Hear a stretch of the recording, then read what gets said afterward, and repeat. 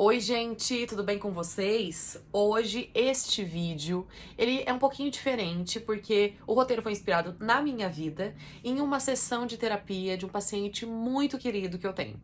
E é um vídeo que ele tá aí, né? E ele tem essa intenção, a princípio, de fazer você se questionar sobre a sua vida. Porque a gente tá numa correria tão imensa que às vezes a gente não para pra pensar. E pensar é importante. Então eu vou começar com uma pergunta. Algum momento da sua vida você já se deparou com um sentimento de frustração? Mas não é qualquer frustração, é uma frustração vinda de uma sensação de insuficiência em algum aspecto da sua vida. Sabe aquele sentimento de que tá faltando alguma coisa sempre? Seja no trabalho, na família, nos relacionamentos interpessoais. Se você é aquela pessoa que faz, mas nada nunca tá bom, ou se você é aquela pessoa que até consegue celebrar uma conquista, mas o sentimento de gratificação, de tranquilidade, equilíbrio, saciedade, seja lá o que for, dura pouco, porque de repente você quer mais, aquilo lá não tá bom. Se você se identifica, é com você, meu amor, que eu quero falar. Gente, eu tenho percebido, assim, com base na minha vida e nas minhas observações e devaneios, que as pessoas estão cada vez mais exaustas e se sentindo culpadas por isso.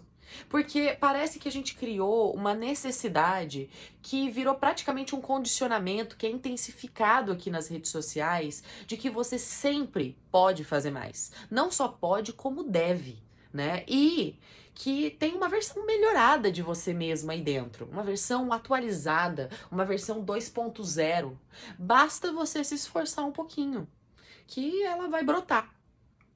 E aí, essa tentativa de simplificação da vida, né? Por que simplificação? Porque quando você pega esse discurso e aí você se depara com a realidade, você vê que existe um abismo entre a teoria e a prática. Que, na verdade, gente, a vida, no final das contas, não é um morango.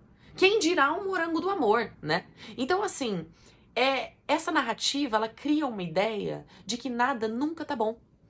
E isso gera um sentimento de frustração.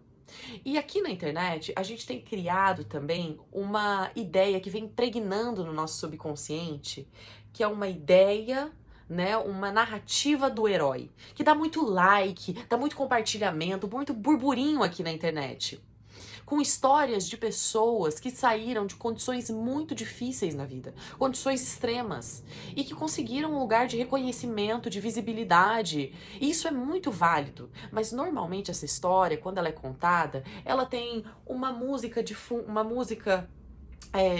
comovente, sabe? Ela tem comentários, inúmeros comentários dizendo: guerreira, é isso aí, basta querer. E essas histórias, elas não são contadas assim por acaso, meu bem. Ou você acha que nada é por acaso, né? Você acha que as histórias são contadas como elas são? Não, elas têm um enredo, elas têm uma narrativa e elas cumprem com um papel estratégico, que é de distanciamento, de individualização. Porque quando você se apaixona por essas histórias, quando você se apaixona pelo modo como elas são contadas, você se desconecta daquela dor.